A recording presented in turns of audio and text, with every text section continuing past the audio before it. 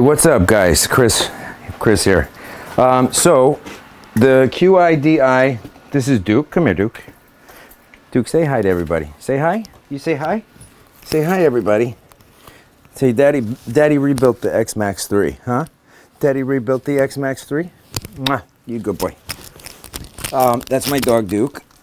So I rebuilt the X Max 3. This is the what I was working on in the last parts of the video. Let me see if I can get Duke out of the way so I can show it to you. Duke, come. Good boy. Daddy's got to show the printer, okay? You good boy. Let's see. All right. So what I did is you probably saw in the other, you did see in the other parts of this video that I'm going to put together. I've been doing this for a little while because I was away for a week and because I have a job and whatnot. Duke, come. You go lay down and be a good boy. So I took the whole motion system out, and I'll show you in a minute why I'm very surprised in not a good way about the motion system that QIDI had in this printer. I never expected and never even thought that there was such a thing as hollow linear rods, but the linear rods were literally hollow. I mean, it's bad enough that the joints are plastic, and they did send me the CAD files and I was able to remake them. I printed them. I was considering CNC machining them, but then I said, you know what, I'm just going to gut it and rebuild it. So I did, and I did the entire electronics. I'm probably just going to take this camera off for a minute so I can show you all this the way I would like you to see it. Let's just do that. Okay, so I put this is a the high voltage fly board from it's the Fly Super 8, and it is 5160 stepper drivers in it. But right now they're step sticks, but I am waiting for, I did all three, X, Y, and Z. I'm waiting for I have one external driver left from the other modifications I did to other printers. And I'm waiting for the other to come in so I can do the two external drivers and a 48 volt power supply. I added another MOSFET right here. I obviously still have to clean up the wiring a little bit, but I wanted to test with it. And that's with the other MOSFET. And then their original MOSFET is this small one up here. That bigger one is the one I added because I added an additional heat supply in the chamber, insulated it, and this is just a USB splitter. So I have 4 USBs, and then this is another USB right off the board. So I have plenty of USBs because it's got a beacon bed leveling scanner. That's the Raspberry Pi right there. I did some cable management. I had another wire channel guiding all that wire, but I had to take it off because I had a lot of stuff I had to still do. I still obviously have to put the sides on and everything, but everything was taken apart. Like, you know, I built all this motion system. This is 2020 extrusions and CNC machine. These are the CNC machine parts that I took off of my Voron when I put the all-wheel drive on it. I put all-wheel drive on my Voron and I took these ones off. These were the tensioning ones that I didn't put the tensioning ones on the back, and I ended up having to switch those and put the tensioning ones on there because first of all, I needed a way to tension the belts. It was a pain in the neck to do it every time behind the tool head, but I needed on this one, you know, if I had 2 belt tensioning points in each side, it would have been stupid to have that on here and not one on the other side, on the other printer. But that's what it looks like. I put a stealth burner tool head and just mounted the cable chain the way it was. There's no PCB on the tool head, no CAN bus. It's just all direct wired because I'm going to have it get pretty hot in the chamber with the 2 heaters. And then I have this 7-inch screen. That's it's an enclosed screen. I bought it that way, and it mounts right to the frame when I put the casing on. You'll see. I'll make one last segment when it's on, but I'm going to show it to you printing and moving. So yeah, honestly it prints. It's faster and more stable than it ever was. You'll see when I have it start printing. I'm going to have it print something right now. So while it's doing its thing, I'll show you the parts that came out of here. I mean, it just moves so much better than it ever did. It's only on, they're 5160s, but they're only on 24 volts right now. But they are also on those, the two A and B motors are, they're LDO super speed motors. I used one of the Moon's motors on the Z drive, but that's going to stay 24 volt on the 5160. So the components that I took out are in my pile of extra stuff like that here. These are the linear rails rather. I mean, yes, linear rods. So this is a standard linear rod, right? This is an 8 millimeter, right? But and those are 10, so it's a little bit more narrow. But look at the top of it. It's completely solid, and theirs are completely hollow, which is a first for me. I have never seen linear rods that were hollow. And I didn't even know that they made hollow linear rods. And I assume that's probably a big part of the structural problems with the printer, because I had to make stuff like this to keep the parts together, to keep the corners together, or like this on the other side. I had to put this, was going around the side of the motor and bolted into the frame in the back. And the belt was going through the middle of those two, and then under the bottom. This was going with the belts in the middle of it, or going through it. And then this is holding the motor into the corner, because the tension from the tension and the speed from the belts moving was pulling it out. This is the one that was still there. This is, anyways, there's a bunch of them because I ended up printing several in different materials. This one came out good, except for a few spots that didn't, so I didn't end up using it. But like this one was really good. This is in PC carbon fiber or PC glass fiber, and it's like 45% infill. So this one I never even used. I just decided to rebuild it.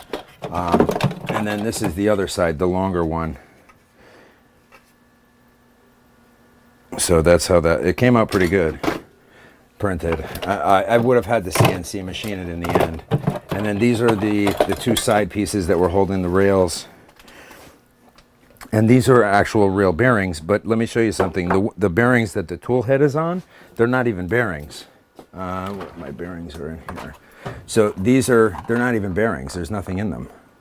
This is just literally a sleeve. So I'm disappointed. I mean, like a real linear bearing, like a linear rail bearing like this is a linear rail bearing. Let me just show you the difference. Hold on. No, now I need the tripod. Hold on one second. It's about to start printing in a second. Probably got another minute or so before everything heats up, because it's PETG. Let's see. Get this going. Then I'll tilt you up and I'll show you what or actually I'll leave you tilted down for a minute. I'm going to open this up. All right. I don't know if you can see inside here. Let's see if I can see, if you can. Let me zoom in a little bit. There's actual bearings in here. There's actual like circular, why isn't it focusing?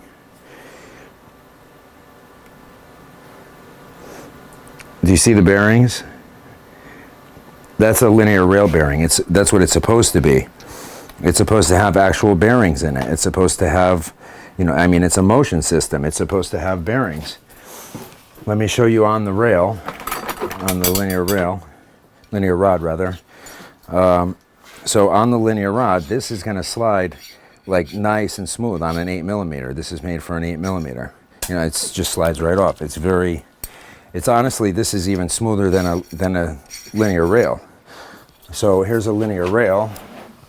This is what I used. I used MGN 12. I didn't use the 9s like the Voron. This is bigger. It's just one size bigger, but it makes a pretty good size difference.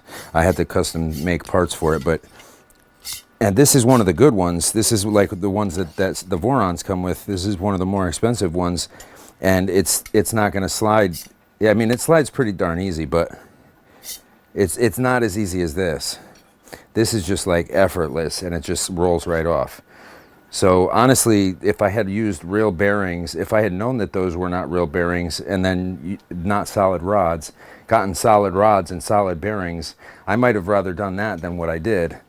I don't know for sure, but you know, it's too little too late now. It is printing now, so let me see if I can bring you over there and show you. There we go. Oh, it is skipping a little bit. Why is it doing that? It wasn't skipping before.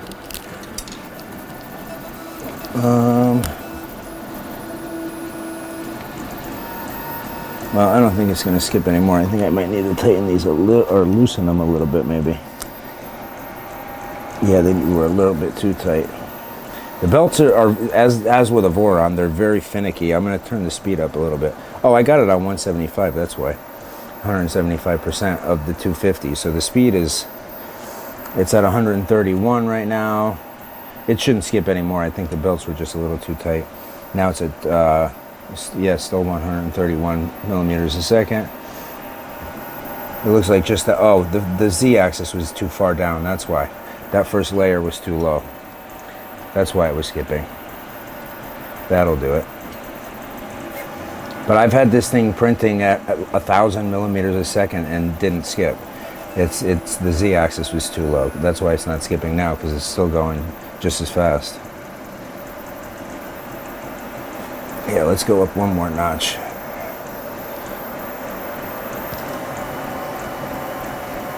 You can hear the tone in it change. Now it's at 150 where it was at 130 something.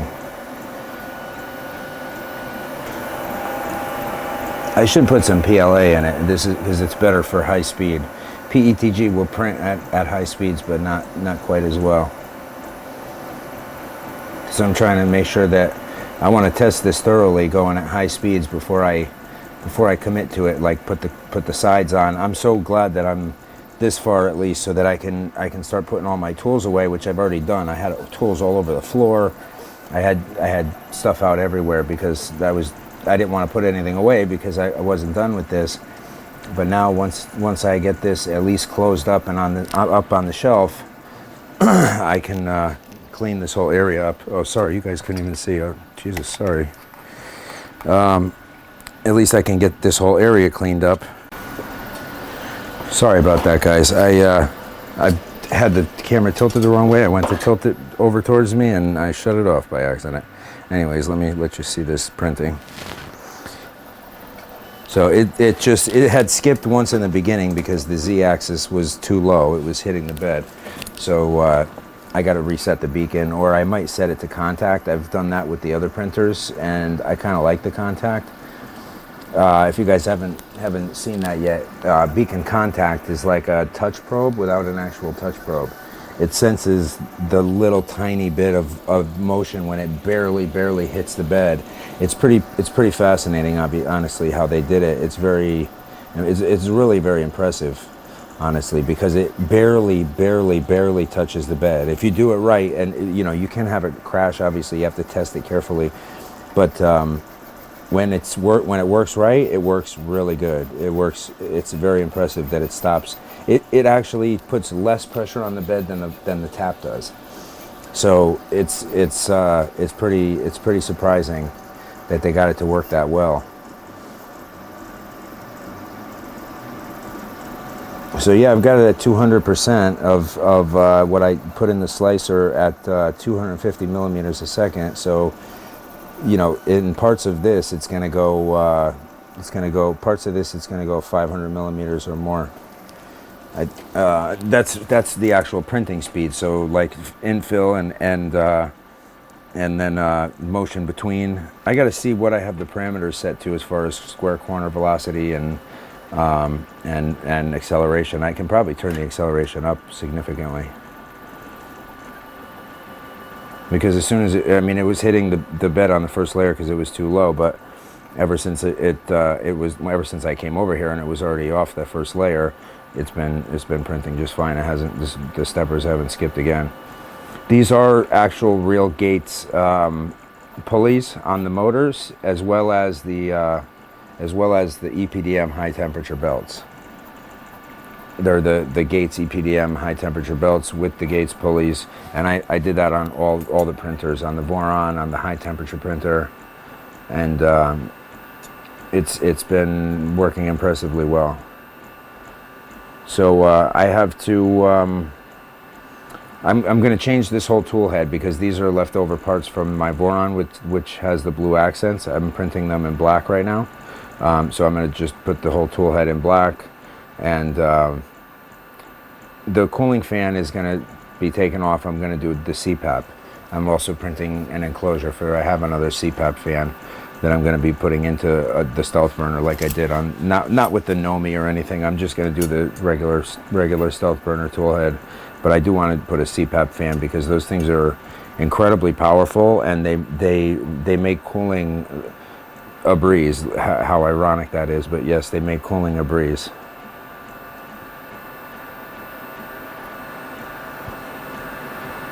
So anyways, this is going to be one of my go-to printers now. I mean, this is printing really well. The bed, I would like to do something about the bed. I mean, honestly, the lead screws are probably fine.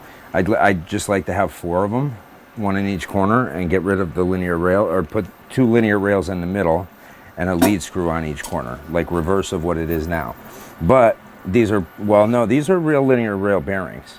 See, you can see these are actual bearings like this. I don't know if you guys can see over there. No, probably not. Let me show you. Let's bring it down with me. All right. Now, I can probably show you. You see the bearing towards the bottom there? This is just like it. It's just a size smaller. So the bearings on the bed are actual real bearings, which is definitely good that they have real bearings on that. I don't know why the tool head is like the most important part to be able to move easily. I don't know why. I mean, don't get me wrong. They stuck with me the whole time I've had this printer. Their support has been amazing. I support them as a company. I have the Q1 Pro printing some of the parts right now. They're an awesome company, and their customer service, their after sales service. Yeah. Sorry about that. That's my compressor. Their after sales service is amazing, and they've stuck with me. Like they were sending me parts right up until this last problem where I just didn't even bother contacting them again, and I just took everything apart and rebuilt it and used all my own electronics so that I don't have to wait on parts from them anymore. If something happens, I can fix it myself. But even more than that, I had put Moon's motors, and those worked. But I had tried the super speed steppers. They wouldn't even work with their setup, because they have all these quirks in Clipper that you can't really modify, and I wasn't able to do much modification in Clipper as far as power, as far as stepper drivers. So it was kind of frustrating that I couldn't bring this printer to its full potential, but now I can. But now it's not the same printer either.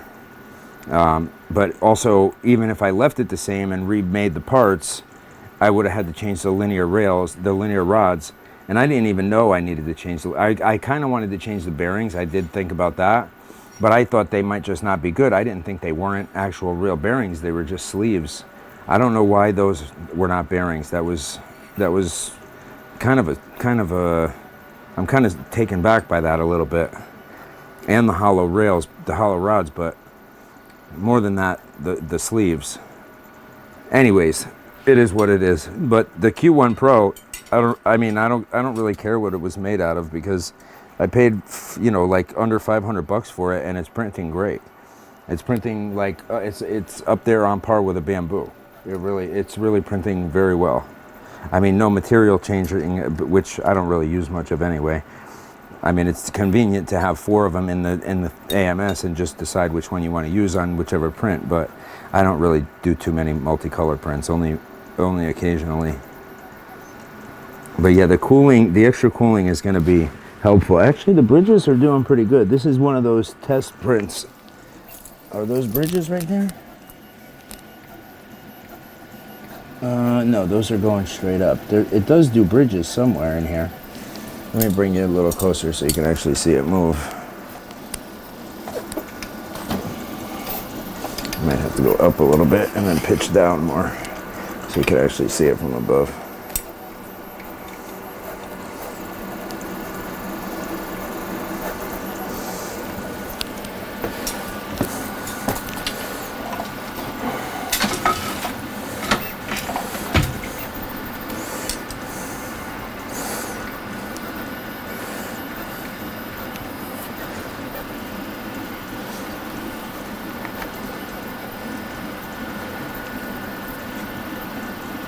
So I mean, essentially it's a cross between a Voron 2.4, a Voron Trident, and a Qidi X-Max 3.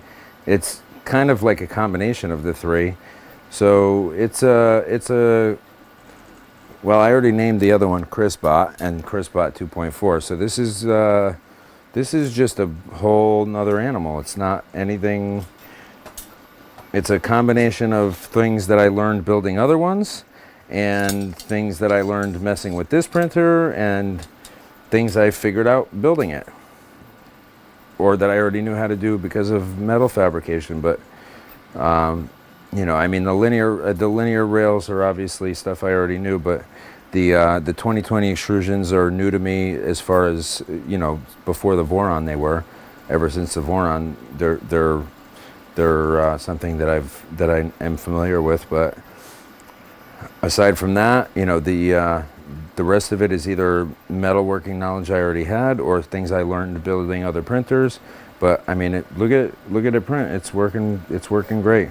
So I'm about to put the sides on and the front on and the cover on and all that, and put it all back together. Put the screen. This screen is going to just stick in where the old one was. It's going to mount right there. That's how I've already had it mounted, with that right there. And then this pivots out and you can move it around a little bit. You get a little bit of play. So and then I have the two heaters inside, so I can start printing with some high temperature materials. And that's got a it's got a hot end that can print pretty hot. It's probably a 500 degree hot end. That's it's like a volcano length, but it's not a volcano style. It's like this long ceramic heater, like a bamboo, but it's a really long one. I'll show you what I mean. I have another extra one. I can show you the actual hot end that I have on it. But yeah, it was a cool project. I'm glad to have it over, because I haven't had the time to really dedicate to doing a project like I would like to, because something like that I usually would kind of focus my energy on and really enjoy doing it. But I've just had so much going on recently that I haven't been able to do it that way. It's just been something that I kind of want to get done, because it's right in the middle of my shop, taking up a whole bunch of space, and I have a mess around it because I have all the tools out that I'm working on it with, and I've been kind of wanting to get it done so that it's not laying around in the middle of my shop. But anyways, it was a fun project anyway. I'm glad that it's done now, because I can see it print, and that's always gratifying when you build something, to see it work. So I'm glad that it's printing. I'm looking forward to putting the panels on and closing it up and putting it back in its home, and making it one of my regular printers, because it seems like that one's going to be printing pretty darn good.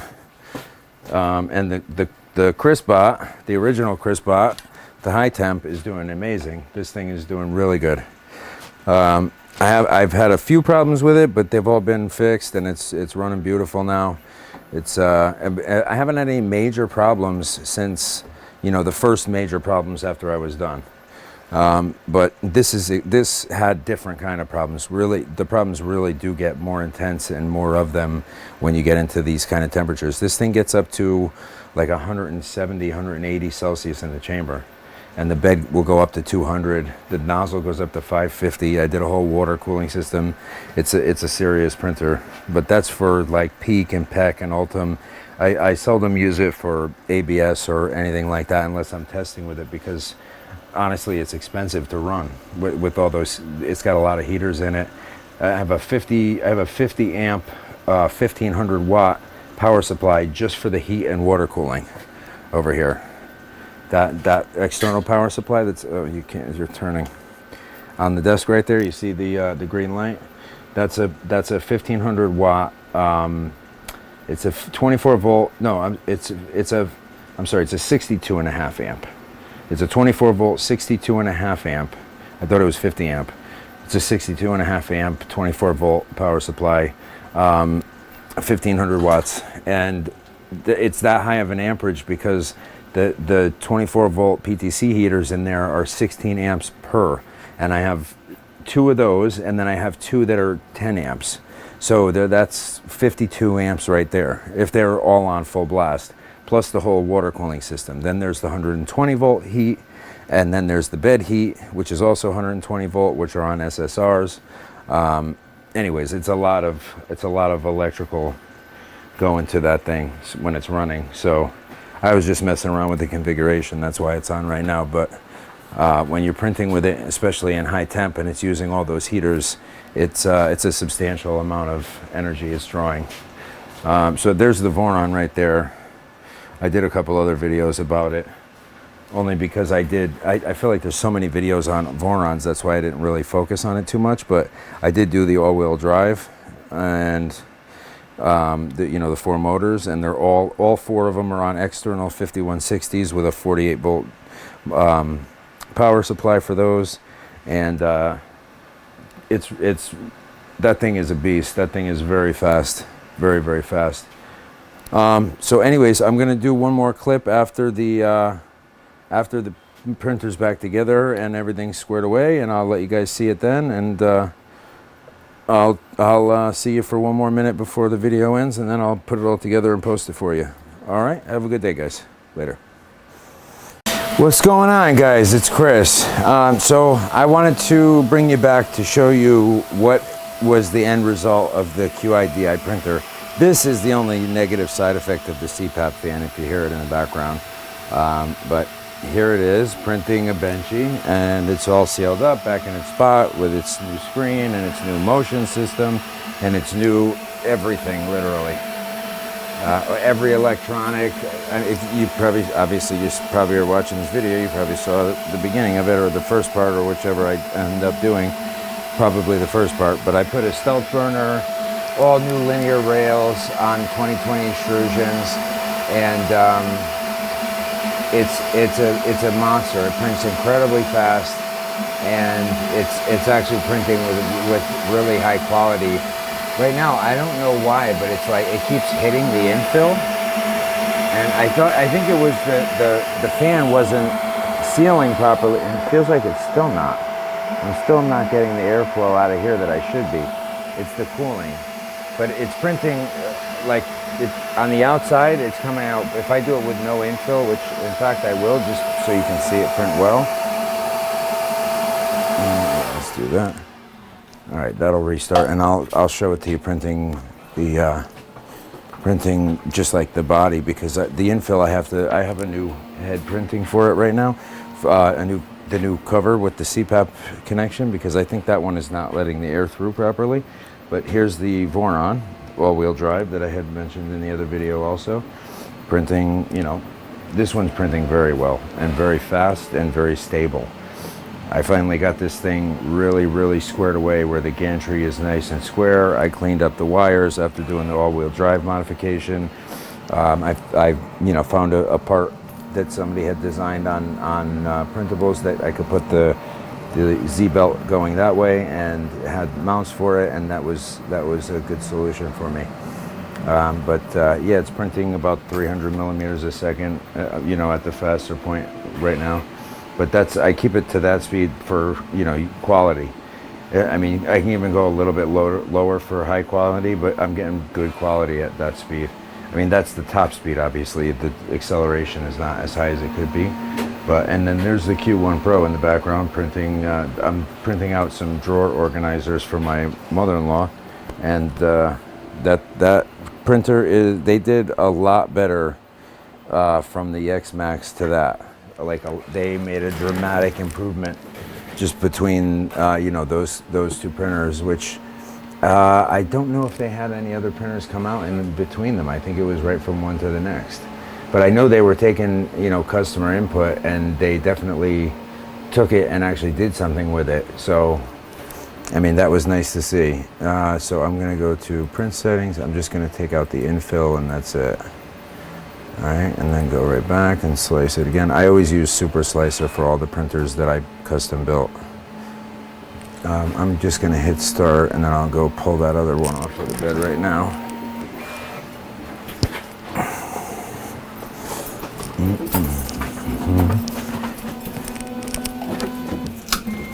Well, it's homing up just in time. All right, so now you guys, this is that's a 115 watt CHT heater, so that thing heats up crazy quick. It'll be printing in just a second. The bed only went down 7 degrees. The bed heats up pretty quick too.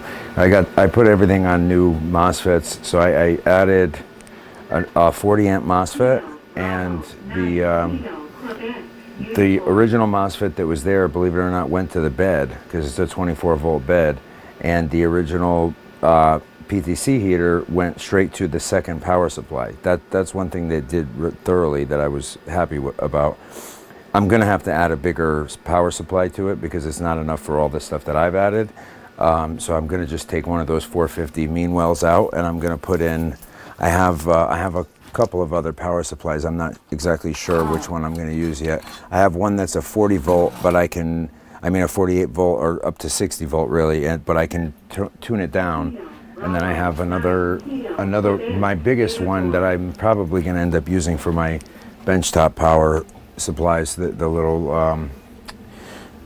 Amazon power supplies that I made the housings for. But that one is like, it's a really big one. This is up to 60 volt, and it's 1500 watt. How many amp is it? 1500 watt, 48 volt, 31 amp. So it's like my other 24 volt for the heat in my high temperature printer is 62.5 volts. Amps rather, but it's 62.5 amps, and it's only up to 24 volts. That's up to 48 volts at 31 amps. So that was like a $200 power supply. That one, I'm not going to use that one in here, but I'll take the Meanwell 450 out and I'll put in like I think this other one that I have, you can adjust the voltage. I can make it, I don't even have to use a voltage reducer. It has a dial right on it. It's a 600 watt up to 60 volt. So I'll probably use that one. I'll just replace one of the ones underneath the printer, underneath this X-Max, and put that. And actually, you know, if I left it at 48 volts and then use the voltage reducer to the board, then I could use the 48 for the steppers, but I'm probably not going to go that crazy. I'll just leave the small 48 volt that I put in. But as you can see, it's printing very nicely, and I'll turn up the speed so you can see how well it prints when it's printing fast. So that's 150 to 175, 200%. So that's double the speed.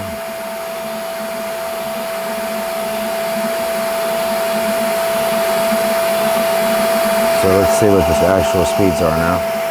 It's getting up to, yeah, it's getting higher than it's calling for actually, or it just was.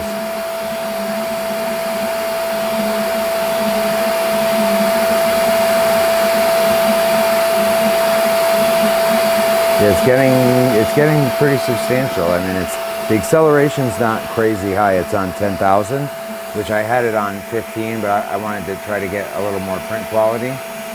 But the cooling, I should just put PETG in it, because with PLA, you know what, in fact, I'm probably going to do that, because with PLA, you really need that cooling, and my CPAP is not getting the circulation that it needs right now, and I don't know why. I even put a foam seal in between the top, the top, like where the cover meets the channel that goes down, and it's just not getting the cooling that it should. I mean, I don't even feel it coming out. I don't know where the heck it's going. And it's on pretty high right now. Yeah, the cooling is killing it. Because it's not cooling. Well, obviously. I mean, it's been printing really well, but with PLA, it's just not going to do it without the cooling. Not at these speeds, for sure. So it starts out really well, but then once it starts getting higher, it's like printing too fast, and it's not cooling fast enough, because I don't know what's up with my circulation on my CPAP fan. But what I'm going to do is I'm just going to take it out, and I'll put some PETG in. Let's put this up to 220, and then I'll just reverse this out.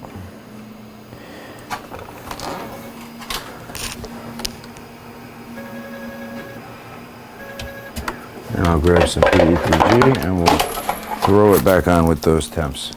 Excuse me 1 second, guys.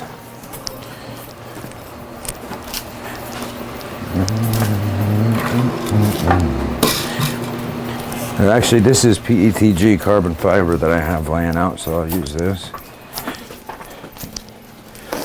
Alrighty. You know what? I'm going to hook this up and put it right in the box, so it doesn't have any problem pulling it. Alright. There we go.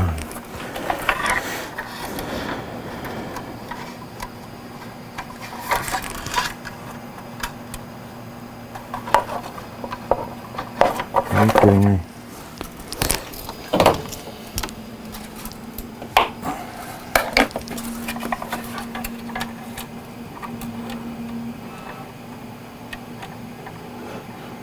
So I went to Arizona for a wedding, and I ended up staying there for a little while, and it's so amazing there. I honestly didn't even want to come back, but I've been so eager to get this printer done because it's been a while, and ever since I got this thing, I've been working on it, and I just said, you know what, the amount of time I've put into this thing, if I put in one more minute without some actual real results, I'm gonna lose my mind. And I put a lot more time into it, and I got real results because I rebuilt the entire thing. I mean, I had already started insulating it, but I thoroughly insulated it. I added a second PTC heater of my own, which is even more powerful as far as amperage and how much actual BTUs of heat come out. And also another MOSFET for that. I'm going to add another power supply, external 5160 drivers. They're the fly drivers. I did end up using a BTT board because the USB-C port broke off of the fly board. So I wasn't even gonna. I mean, I probably could solder it. I'm pretty good at micro soldering, but I didn't even bother trying. I just ordered a new one, and I had 3 extra Manta boards because all the other printers that I built have Manta boards, Manta M8Ps. I need to heat this up more. So they all have, plus I have a CHT nozzle in there. They don't do too good with carbon fiber. Let's see how it does.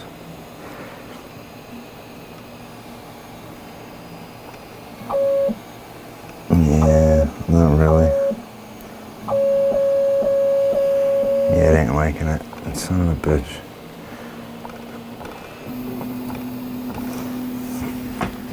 Well, I got a whole assortment of nozzles right here, so I'll probably just put a plain old steel one in.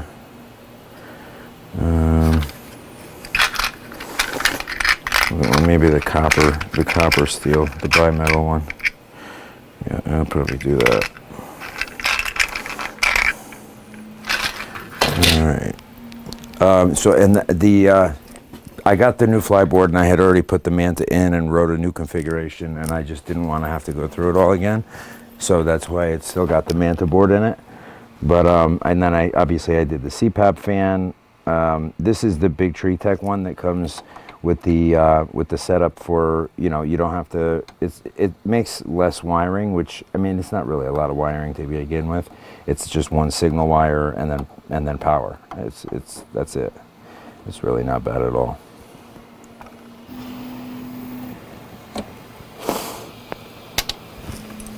Yeah, those Bondtech CHT nozzles are really good, but for most materials. But anything with an additive in it, like a glass fiber or carbon fiber, has a hard time getting through it.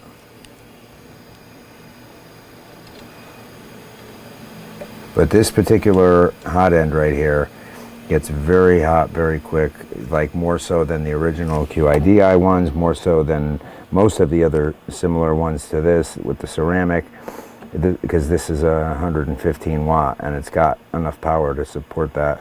So it gets really hot really fast. All right, let's go back to extrude.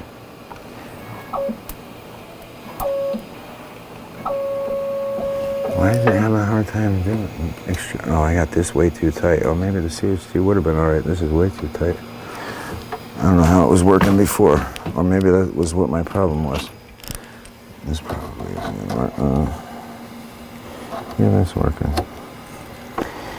Alright, yeah, that was too tight. It was definitely too tight.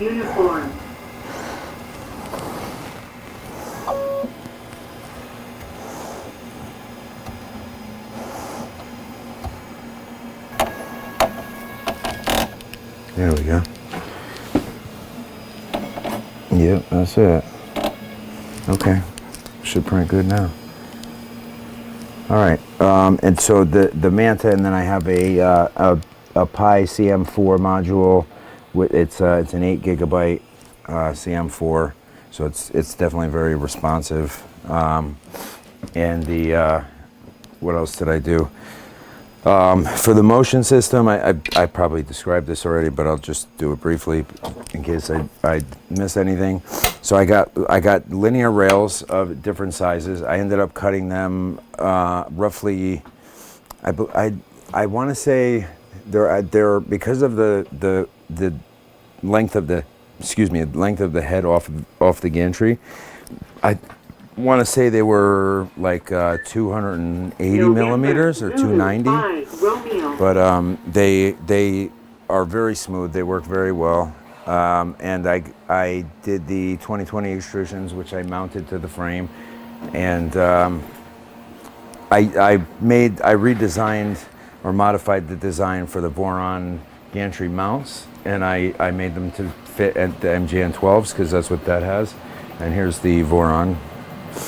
And then I switched, so when I put the all-wheel drive in, I didn't put these back motor mounts on that came with the tensioner, and I just pulled the belts tight, manually tensioned them, which was not fun, and honestly, I wish I had put them on in the first place, but I ended up doing it because I wasn't gonna put, front and rear tensioning screws on the gantry of that printer and not have any tensioning here. So then I ended up switching it, and it worked to my benefit because now it's pretty easy still to tension the belts and loosen the belts. You have to just loosen the 4 motor screws because the motor actually gets moved to tension it. But I mean, if you take a look at this thing printing, it's printing really well now. The Nomi just has to be reconfigured, the Wi-Fi, whatever. But it's printing really good, and it's printing, I mean, I can make this print a lot faster. A lot faster.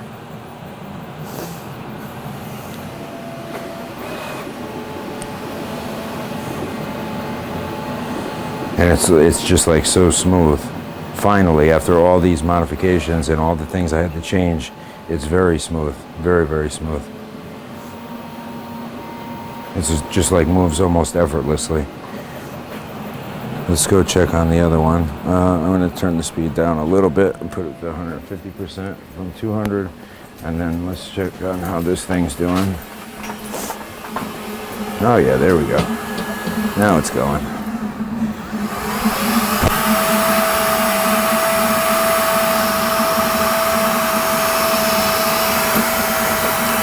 Now it's going nice. Quick as hell and nice and smooth.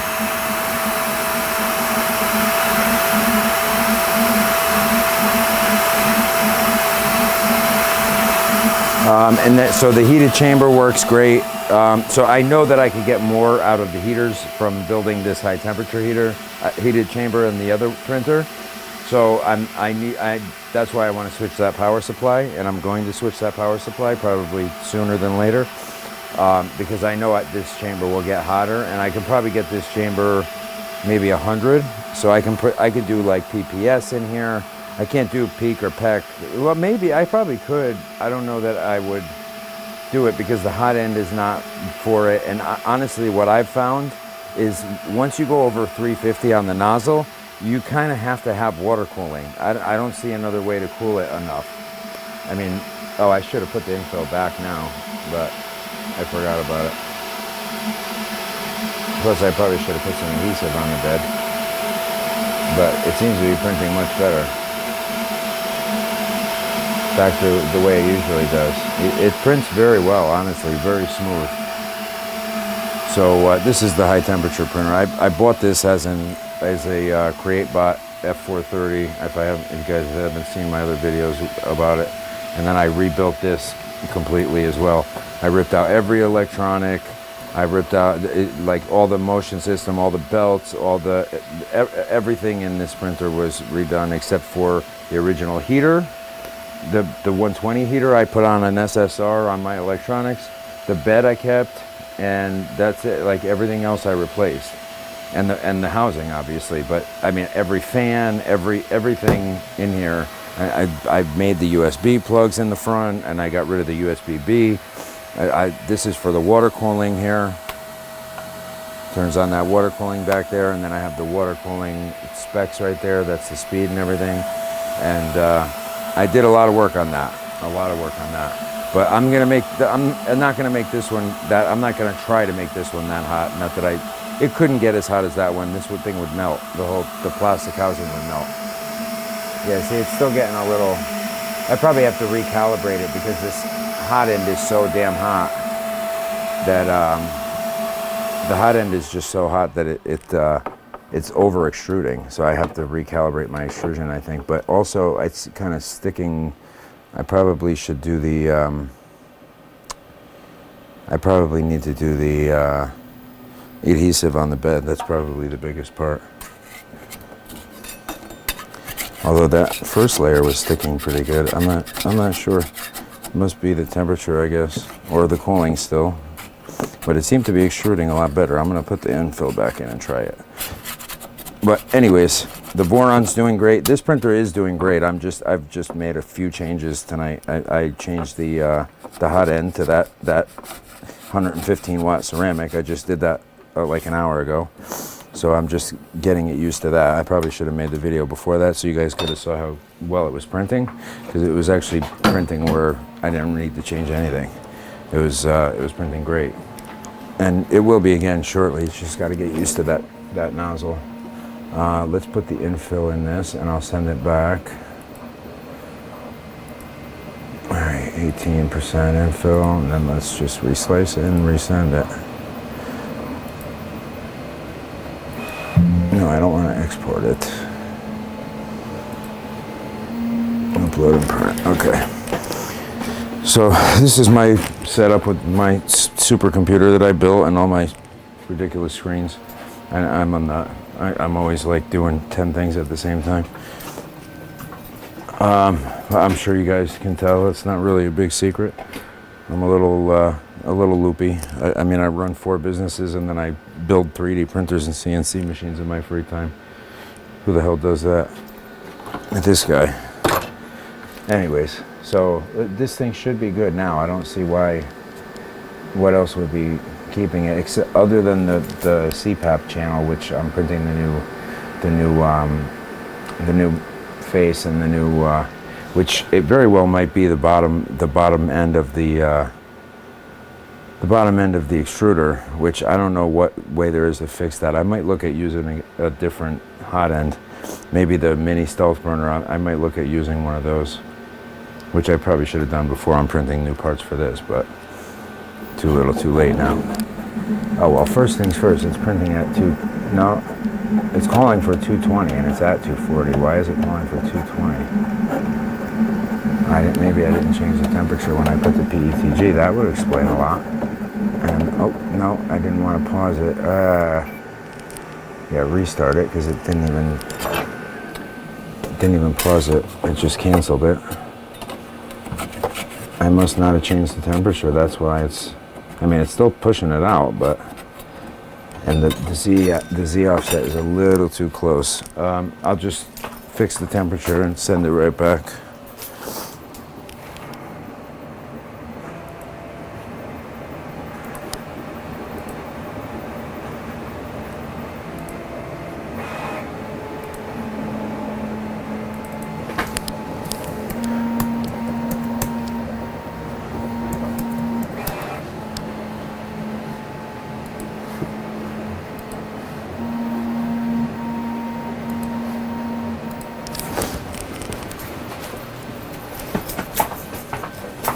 All right, now it's got the temperature set properly.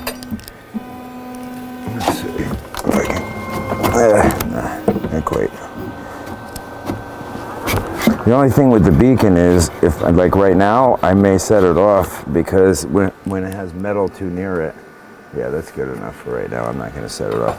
When it has metal too near it, it will shut it off. It'll give you like an MCU beacon error. But anyways, so now the bed's going to get to 80. I hadn't changed either temperature of the bed or the nozzle. But the CPAP, I mean, on my other printers, even the other stealth burner tool head, I feel a lot of airflow. I don't know why this one is so little airflow. Maybe I need to open up those channels wider, going through the hot end housing. That's a possible option. Or I'm gonna look at maybe making a whole new tool head.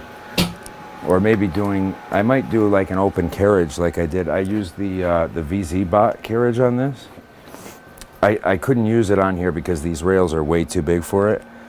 These are even bigger than the MGN 12s. These are, I'm not sure exactly what size they are, but I don't recall. I can look in my Amazon history. But anyway, it has the CPAP going down on each side right here. It gets a ton of flow. This thing gets a ton. That gets like the full potential of a CPAP fan. Let's see, fan. Yeah, so I mean, I could make it have a little bit more flow by reducing the amount of hose, and because this is the hose, it's covered in heat shielding and all that kind of stuff, and then it goes to a fitting in the back, which is sealed on the back wall, because I made everything like pretty sealed off in this because it gets so hot. I mean, this thing gets where the outside of the housing, even with this 2,500 degree heat shield insulation, the outside of the housing gets to 100 C. So you can't even touch it when it's printing peak. Oh yeah, there we go. Now that's printing nice. Nice. And quick too. And the thing I like, honestly, the Voron's a great printer, the 2.4, but I don't like, other than the flying gantry, I think the bed moving is more practical, just because the gantry, you can't touch it. If you touch it, it's off, and then you have to do that quad gantry leveling. Sometimes it takes a while for it to, several tries. And the Beacon, as far as I know, is like the best bed leveling sensor out there. I know Big Tree Tech made another, copy of it, but I don't think it's nearly as good. I have one. The beacons, I have beacons in all three of these printers, the Voron, the high temperature, and this. And the high temperature one has the beacon where I can use it I use it up to 100 Celsius in the chamber.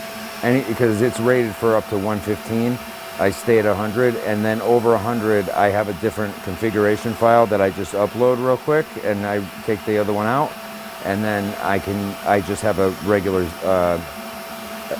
Z-axis limit switch. So like a regular limit switch underneath the bed, or not underneath, but like to the side that hits right. It's right in the right spot. But yeah, see, now it's doing the infill and everything, and it's printing beautifully. Here, let me get you a top view. I really would like to get that. I have a nozzle camera for this, but I haven't gotten it configured properly with the other camera. Like, I get one of them working just fine, and the other one doesn't. I don't know why. It seems to be a common thing with Crow's Nest recently, because I'm finding it all over online, but nobody has a real solution why you can't get both of the two cameras coming in at the same time. I mean, I can get either one or the other, but I can't get both of them. And I've had both of them working at the same time, not on this printer because I just did it, but on the Voron, I had both of them working at the same time. I got 3DO cameras, nozzle cameras for both of them, and I've had it working on the other one, with the chamber camera at the same time perfectly fine.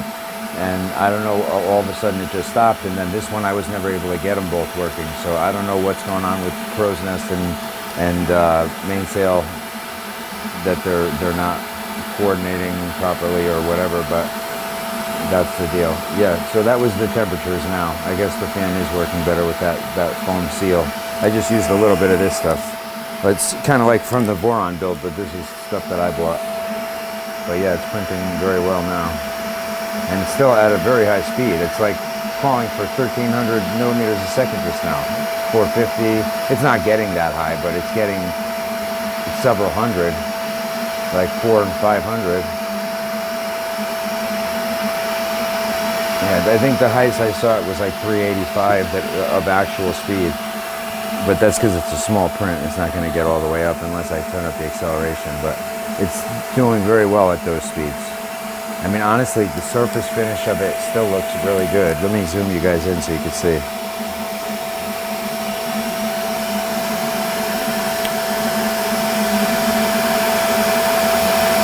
Oh, that's near too low.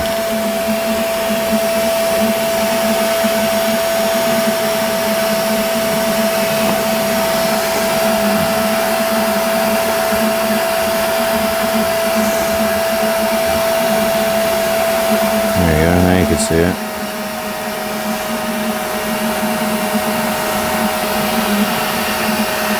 See that surface finish is still coming out really good.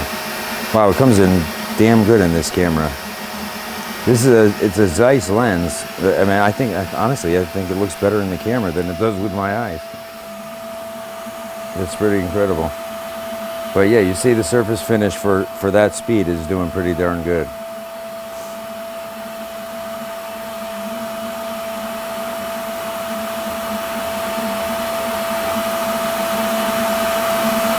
So this has become one of the printers that I can actually rely on, which is amazing because that's what I always hoped I could get it to be. You know, I was always, well, let me zoom this back out.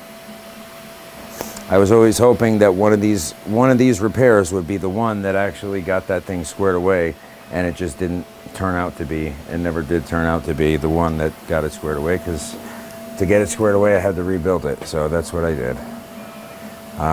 This is the new cover and CPAP connection that I'm printing right now, that's printing in the Bamboo printer. And I did a video, I heated the chambers in both of my Bamboo X1Cs. So this has 2 chamber heaters in each one, and then they have an outside thermistor. So that's the tool head cover, and then this is the, there's two or three, maybe 4 copies of the CPAP, actual CPAP fitting, because I may need them for one or the other printers, and so I printed a few. But yeah, these printers are doing good. They both have our aftermarket print heads, which I actually have a bunch of stock print heads for the Bamboo printers, because recently, this is kind of hard to believe, but if you can believe it, I mean, it's true. I'm telling you, I was right here and saw it. I had it clogged to the point where, like, it was not clogged. It just wasn't extruding, but the extruder would extrude filament when the nozzle wasn't on. The nozzle was getting to temperature. I had a thermal camera on it, as well as like a laser thermometer and all that. And it would not extrude. And finally, after trying and after replacing the TH boards, after replacing the entire board for the whole tool head, the set of boards and the cable, after replacing all those parts times 2, because both of these printers were doing it, it turned out to be the nozzles that I got from Bamboo. There wasn't a hole in it. So finally, it pushed the whole center piece of the nozzle out. At the bottom of the nozzle, this little cylinder in the middle, it pushed that whole thing out eventually. And this is after having ordered the 2 TH boards and cables, which also came with the board set for the hot end, which they did let me return the first set of boards and cables, because I had to buy them again with the whole set. But I still spent $100 on boards because of bad hot ends that they sent me. So I mean, I'm still going back and forth with them. They say that they're gonna stand behind the hot ends, which, I mean, honestly, I already replaced the hot ends with factory ones, because I usually use factory ones, but these newer, you can find them on Amazon. These newer diamond tip nozzles for the Bamboo printers, they're very small. They're small enough to go in the aftermarket print heads, hot ends for the bamboo printers that have the changeable nozzles, and they go in them, and they're very close to the same depth as the factory one. So these have been working on honestly really well. That's why I've kept them in there. And the bamboo lead printer doesn't get hot enough to be too hot for a diamond tip nozzle.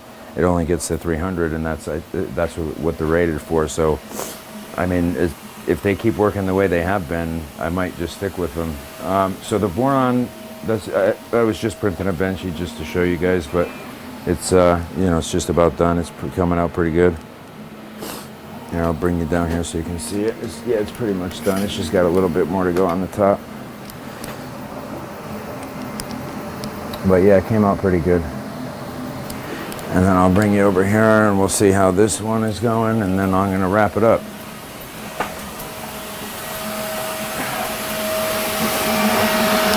Yeah, this is actually going really good. Let me zoom you in again.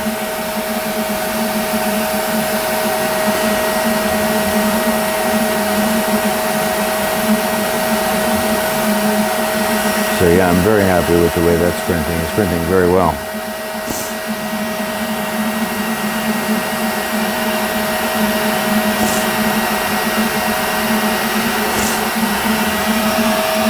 So anyways, so what I did, linear rails, MGN 12s, stealth burner tool head. I did get, on both my boron and this printer, I got aluminum mounts for the tool head that actually have a beacon mount on the bottom. That the aluminum CNC part has a big opening cut out of it on the bottom, so it just has the two threaded holes that go down to the beacon, so that the space that it needs free of metal is free of metal, and it's much more rigid. And I did all CNC parts anyway, but I did them all because I wanted it to be rigid, and they really do make a huge difference. So that's what I did with the tool head, and you guys know how a stealth burner is done, I'm sure. And the linear rails and 2020 extrusions. If any of you guys have done a boron, you know exactly what I mean. And so the MOSFETs, and I'll show you what I mean. If you don't know how to do the MOSFETs and the heaters, I can show you what I meant. So this is my little electronics workstation. These drawers are all full of electronic components. So let's see, I have a MOSFET somewhere. There we go. So this is a small MOSFET, but it's the same thing, same concept. The other one that I have in here is a 40 amp. This is like a 15 or something, maybe 20. I don't know if it says on it. No, I don't recall the exact amperage, but you have power in, then power out to whatever you're using, the PTC heater or the bed or whatever, and then you have your signal plug. They're all screw terminals on the bigger one, and it's obviously a much bigger cooling block because it's higher amperage, etc. But essentially that's it. And then the PTC heater is, I have two different kinds that I've been using, and in my high temperature printer I have two of these on the wall. This is a ceramic heater, and then I have two of these, which is the small heater with the fan. It's a similar type of heating element, and then you have the fan that blows right through it. So the fan is in the back and it's blowing the heat right through. And I changed these fans. I put my own fans that are a lot more powerful. They're those Wathai. I'll show you the fans I use. This is my fan drawer. Let's see. Do I have one that size? Yeah. That's not the one. No. Do I have any of the ones that I use anymore? I think I used them all. Yeah, I did use them all. Anyways, I have some other ones. This is one. I changed all my computer fans to Noctua fans in my workstation PC. The one at my desk that I kind of rebuilt. It's like a supercomputer. Anyways, I took all the original ones out, and this is a Foxconn 12-volt fan. But I would use something like this, and even if it's 12 volt, I would just adapt the voltage somehow. With one of these little voltage adapter boards, something like this, where you can just adjust the voltage, or similar to that. Something, even one of these small ones like this, because it's just for a fan. It's not a big deal. But anyways, then this is a much. You see how the depth of the fan is like double, and it gives a lot more airflow. Even though it's 12 volt, the voltage is not really important with fans. I've noticed.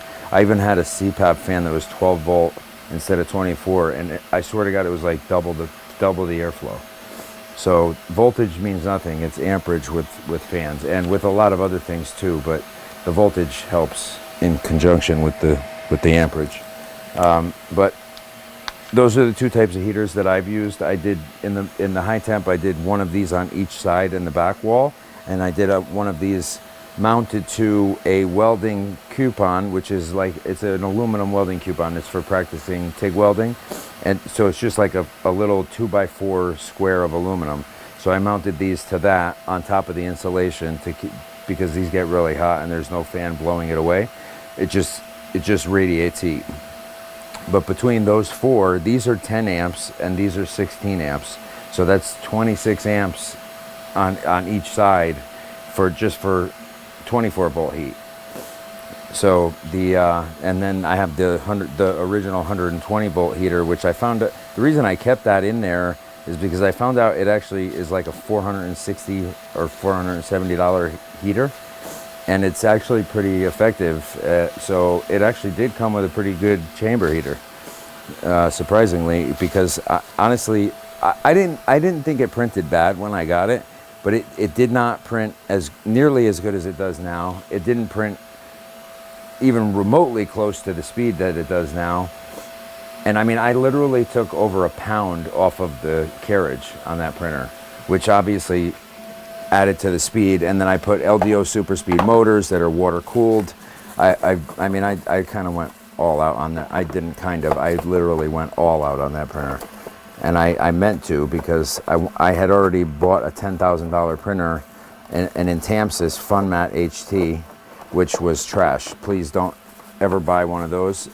Honestly, it was just a headache, and it was like multiple days trying to get it not to clog with like standard ABS. And this is a printer that's supposed to be for extreme temperature materials like PEEK and PEC. I don't know how anybody's printing those materials in a printer that I couldn't even get to print a basic ABS without clogging. It wouldn't even print PETG without clogging. It just clogged everything. And anyways, I'm not going to go into detail on that, but see, this is coming out really good. Yeah, this thing is back in business. That's the way it had been printing. It comes out, that's a really good surface finish. If you guys can't see it, it's coming out really good. So I'm happy that's back in business. Well, I lost my train of thought, but here's the finished Benchy from the Voron, and then I'm going to wrap it up. Did I tell you everything I added for parts on that? The PTC heaters I just showed you. I put the 48 volt. It's a Meanwell LRS 150. It's 150 watt 48 volt power supply, and it's good for 5160 drivers. And for the 5160 drivers, I have the Big Tree Tech step sticks.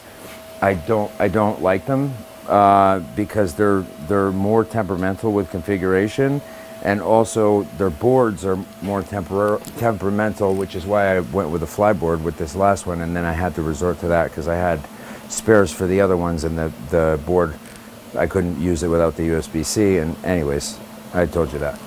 But I'm probably going to switch it back. This is the new flyboard right here. I was just getting the firmware loaded, and I haven't really finished with it. But this is an actual high temperature board, and it's awesome that they each set of two fans has a removable MOSFET, so you can just pop this out if you blow it for any reason, if you touch the positive and negative together, or if something shorts. I paint the back of these, if you can probably see it, with electrical varnish, soldering varnish, so that they won't make contact with anything metal on all the terminals. But which is a good idea to do as well. If you guys have ever shorted anything out, you'll know what I mean.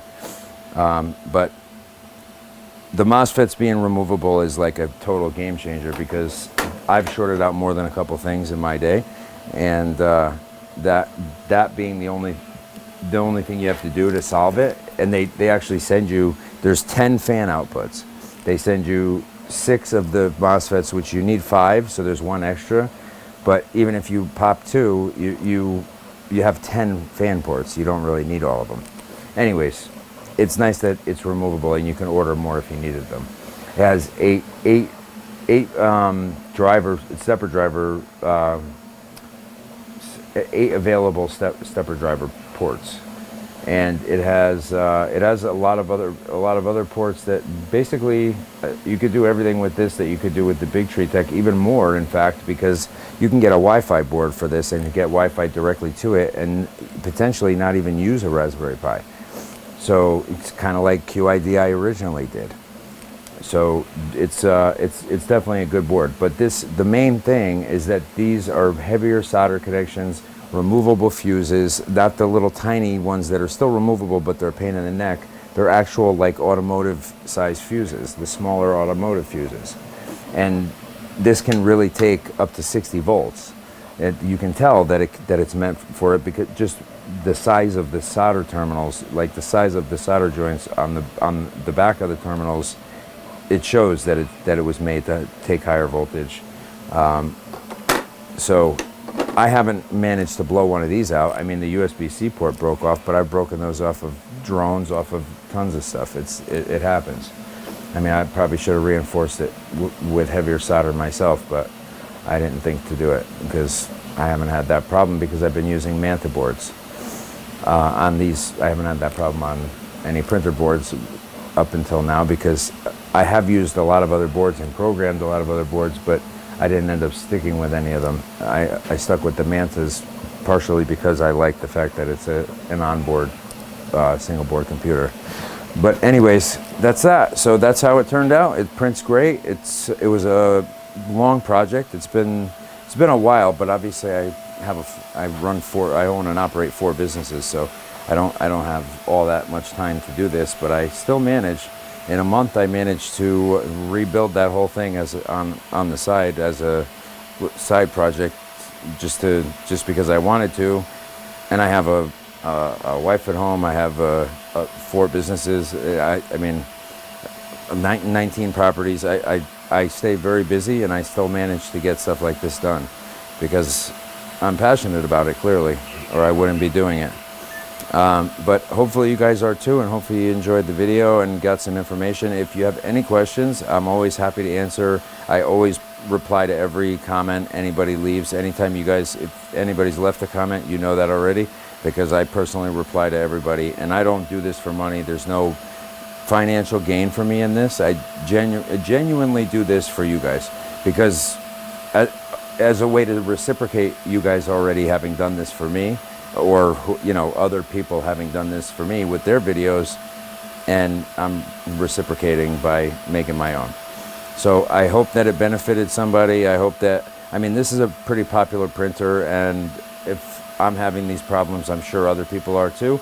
So I'm hoping that it helps, because there was not a whole lot to find on really modifying this printer in depth. There's a lot of superficial modification videos, but I wasn't doing superficial modifications. So the superficial stuff I don't really need to look up. I've been doing so much stuff with printers anymore. So, and maybe you guys are at the same point. And if you're not, then if you're into it like I am, you will be. And when you are looking for something really in depth, this is where you should look, because that's the stuff I try to make the videos about, not the superficial stuff that 101 people are making videos about, because that's why 101 people, because if it was easy, everybody would do it. That's why everybody does it, because it's easy. I don't do the easy, I mean, I do the easy stuff, but I'm not going to record it, because it's not worth recording. But anyways, I'm sure you guys know what I mean. Yeah, and this Benchy is coming out phenomenal. See, it's coming out better in this printer than in the Voron. This is, by far, it's coming out better in here. And this is totally a custom thing. I was figuring this out as I went. So I mean, honestly, same thing with the high temperature, I had a little more thought into the high temperature one, but I literally just ordered the 2020 extrusions and the linear rails and kind of wung it. And it really came together very well. I mean, it's printing really fast, really accurate. It's going up to 600 millimeters a second. The actual speed is like 4 or 4 something when it's calling for 6. It's printing very fast and it's very high quality. So the fact that it's getting high quality at those speeds is more than I can say for the Voron, even with 4 motors. So I'm impressed with it and I'm happy with it. I hope you guys were too, and you guys can benefit from the video and do some of this stuff yourself. And like I said, please do not be shy or hesitate if you have any questions. I will be happy to answer you and happy to help you out. I mean, if there's something that I did that you could use some information on or even files on, whatever, I'm happy to share. That's what it's all about, right? One hand washes the other. You got to pay it forward to the next guy, and that's how everybody that's how things get around. That's how we look out for each other. We're all on this planet together, right? I mean, I'm not trying to be greedy, and I learned something, I'm keeping it for myself. None of the other people on YouTube are doing that. They're all sharing their knowledge. So that's what I'm trying to do too.